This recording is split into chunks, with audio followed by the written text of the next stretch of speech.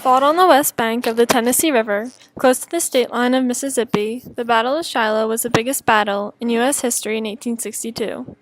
100,000 soldiers fought near a steamboat point named Pittsburgh Landing. This specific battle played a great role in the campaign for control of the Mississippi River. The Union was advancing further and further south, all the way to Kentucky and Tennessee.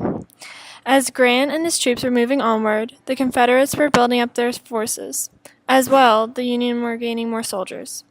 A.S. Johnston of the Confederate planned a surprise attack on the Union troops. As they struck, the Union was taken by surprise, and their hopes of winning were small.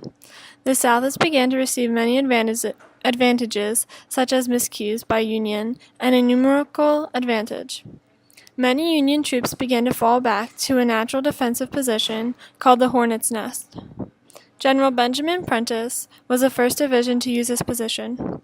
Then more divisions joined. Confederates spent too much time and men trying to reduce the Hornet's Nest position. In their attempt, Johnston was killed.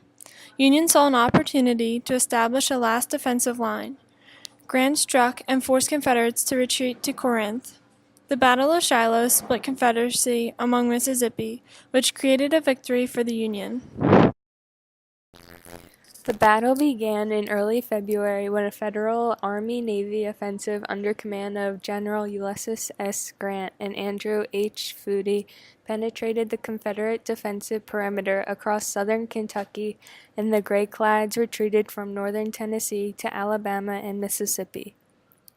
The Hornet's Nest was a natural defensive position along a slightly eroded wagon trace that became a rallying point for Union troops.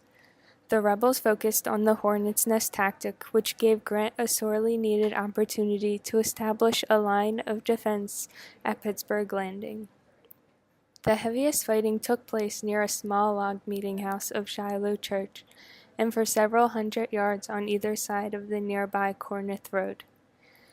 General A.S. Johnson was killed trying to rally his troops to a nearby peach orchard where Union General Stephen Hurlbut's troops were. General Pierre T. Beauregard took command.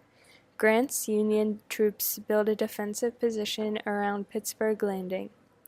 Beauregard decided not to attack Grant's positions.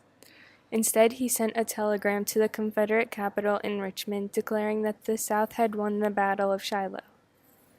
That night, Grant and Buell received reinforcements that drove the Confederate forces back until they made a strong stand.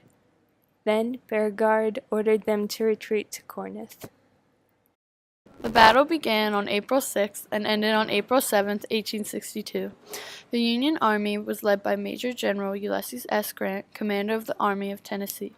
He made camp at Pittsburgh Landing, where his army awaited the arrival of Major General Don Carlos Buell's Army of Ohio.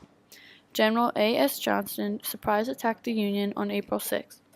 Although in surprise, the Union Army fell into the Hornet's Nest position and was later joined by Buell's men, who formed another line covering Pittsburgh Landing. Johnston was wounded early during the day, and the command of the Confederate Army fell to General Pierre T. Beauregard. By the next morning, Beauregard's army launched a counterattack on the Union, but was unaware of Buell's arrival.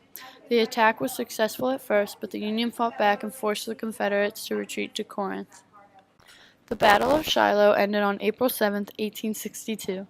Beauregard realized he was outnumbered and that he faced too many casualties to continue. He began his retreat to Corinth. Once the Union Army achieved their victory, the North gained Tennessee. Northern objectives. The Union wanted to seize Corinth because it was a vital rail center. If it was captured, it would give the Union total control of the Rhine. Southern objectives. The Confederate plan was to march from Corinth to Pittsburgh Landing and be deployed in battle line by late morning of April 4th.